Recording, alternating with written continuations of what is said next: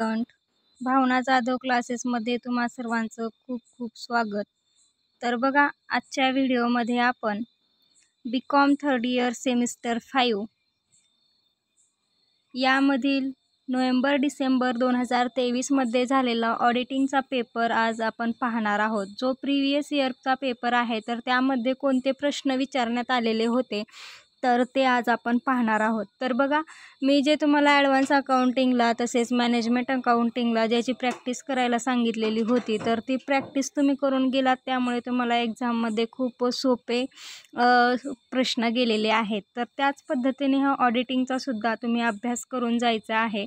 तर बघा, ऑडिटिंगचा हा पेपर आहे तर तुम्हाला टाईम असणार आहे यावेळेसुद्धा 10 ते 1 आणि वार आहे कोणता तर 4 तारखेला तुमचं ऑडिटिंगचा पेपर होणार आहे. ठीक आहे. तर बघा, मॅक्झिमम 75 मार्क्स यासाठी असणार आहे. तर प्रिव्हियस इयरच्या क्वेश्चन पेपरमध्ये कोणते प्रश्न विचारले होते पहा. मग तर बघा, प्रश्न पहिला विचारण्यात आलेला होता, अंकेक्षणाचे व्याख्या आणि अंकेक्षणाचे प्राथमिक व दुय्यम उद्देश स्पष्ट करा. तर हा 20 मार्कासाठी होता. तर तुम्ही अंदाज लावू शकता. तर बघा, गेल्या वेळेस उद्देश व स्पष्ट करायला सांगितलेले होते. तर यावेळेस काय येईल तर माझ्या अंदाजे तो यावेळेस तुम्हाला अंकेक्षणाचे प्रकार विचारले जातील. त्यामुळे तुम्ही अंकेक्षणाच्या प्रकाराचा अभ्यास करून जायचा आहे. त्यानंतर बघा, अंकेक्षणाची व्याख्या आणि अंकेक्षणाचे प्राथमिक व दुय्यम उद्देश.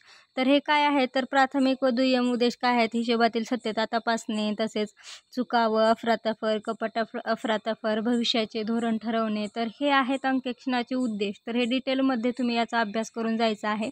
परंतु हा प्रश्न 20 मार्काला येणार नाही याची गॅरंटी मी तुम्हाला देते. यामध्ये प्रकार येतील आले तर. ठीक आहे. त्यानंतर सेकंड क्वेश्चन प्रिव्हियस इयर पेपरमध्ये दिलेला होता, कंपनी अंकेक्षणाची व्याख्या द्या. कंपनी अंकेक्षकाची पात्रता आणि अधिकार स्पष्ट करा. तर कंपनी अंकेक्षकाची पात्रता काय असावी आणि त्याचे अधिकार, तर ते तुम्हाला इथे विचारण्यात आलेले होते प्रिव्हियस पेपरच्या विद्यार्थ्यांना. 15 मार्क्ससाठी हा क्वेश्चन असतो, क्वेश्चन दुसरा. त्यानंतर क्वेश्चन तिसरा विचारण्यात आलेला होता, अंकेक्षण नियोजन म्हणजे काय आणि अंकेक्षण नियोजन करताना कोणते घटक विचारात घेतले जातात.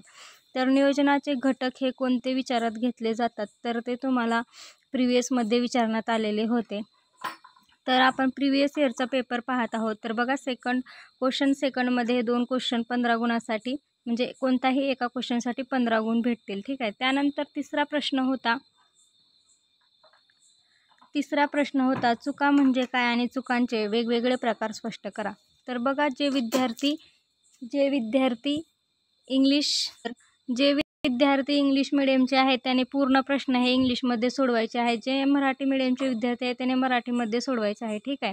तर बघा, तिसरा प्रश्न 15 गुणासाठी होता, चुका म्हणजे काय आणि चुकांचे वेगवेगळे प्रकार. तर चुकांचे प्रकार कोणते आहेत तर लेखापालाच्या चुका, गळतीच्या चुका, अंशतः गळतीच्या चुका.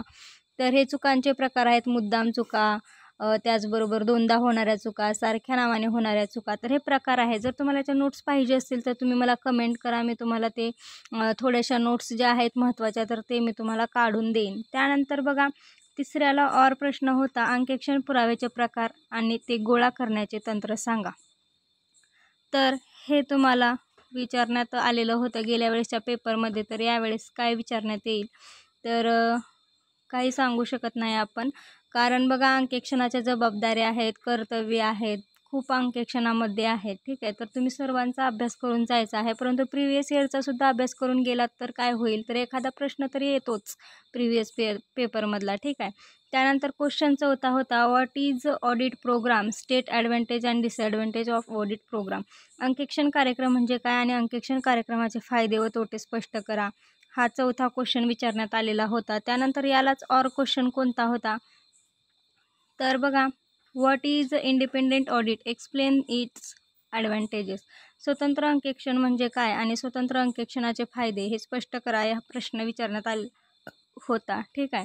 त्यानंतर बघा, शेवटचा प्रश्न किती गुणासाठी असतो तर 10 गुणासाठी असतो. तर 10 गुणासाठी कोणते प्रश्न विचारण्यात आलेले होते तर या चारीमधले तुम्ही कोणतेही चारही क्वेश्चन तुम्हाला पाठ करून जायचे आहेत. कारण 10 मार्काचा क्वेश्चन आहे तर यामध्ये कुठलेही 2 तर तुम्हाला येणारच आहेत. ठीक आहे. तर बघा, टाईप्स ऑफ फ्रॉड, अफरातफरीचे प्रकार. कोणते अफरातफर, लबाडीचे म्हणजे कोणते बघा, रोख रकमेचे अफरातफर, वस्तूचे अफरातफर, मालाचे अफरातफर. हे याचे अफरातफरीचे प्रकार आहेत. ठीक आहे. त्यानंतर टाईप्स ऑफ सॅम्पलिंग. तर सॅम्पलिंग म्हणजेच काय, तर सादरीकृत नमुना पद्धती, स्तरीकृत नमुना पद्धती, गट नमुना पद्धती, व्यवस्थित नमुना पद्धती. तर हे आहेत सॅम्पलिंगचे प्रकार. त्यानंतर ऑडिट नोटबुक, अंकेक्षण नोंदवही. तर अंकेक्षण नोंदवहीमध्ये काय काय असतं तर ते तुम्हाला पूर्ण लिहायचं आहे. त्यानंतर प्रिन्सिपल ऑफ ऑडिट, अंकेक्षणाची तत्त्वे. तर अंकेक्षणाची तत्त्वे एकाग्रता, कार्यक्षमता, पुन्हा तसेच नियोजन, अंकेक्षण तपासणी, अंतर्गत नियंत्रण हे आहेत अंकेक्षणाची तत्त्वे. तर हे पूर्ण तत्त्वे तुम्हाला लिहायची आहेत. तर हा आहे प्रिव्हियस इयरचा क्वेश्चन पेपर. बघा, 5वा क्वेश्चन तुम्हाला 10 गुणांसाठी येतो, 4था क्वेश्चन 15 गुणांसाठी, तिसरा क्वेश्चन 15 गुणांसाठी, दुसरा क्वेश्चन 15 गुणांसाठी आणि पहिला क्वेश्चन हा 20 मार्कासाठी असतो. तर अशा पद्धतीने हा प्रिव्हियस इयरचा ऑडिटिंगचा पेपर आज आपण पाहिलेला आहे. ठीक आहे. तर नेक्स्ट व्हिडिओमध्ये ज्या तुम्हाला नोट्स पाहिजे असतील किंवा काही हेल्प हवी असेल तर तुम्ही मला कमेंटमध्ये नक्की कळवा. तो व्हिडिओ मी तुमच्यापर्यंत पोहोचवेल. ठीक आहे. चॅनलवरती नवीन असाल तर चॅनलला सबस्क्राईब करा. व्हिडिओ जर आवडला असेल आणि महत्त्वपूर्ण वाटला असेल तर एक व्हिडिओला लाईक करा आणि बेल आयकॉनला प्रेस करा, जेणेकरून येणाऱ्या नवीन व्हिडिओचे नोटिफिकेशन तुम्हाला सर्वात आधी भेटत राहील. त्यामुळे तुम्ही माझे कोणतेही व्हिडिओ मिस करणार नाहीत. धन्यवाद.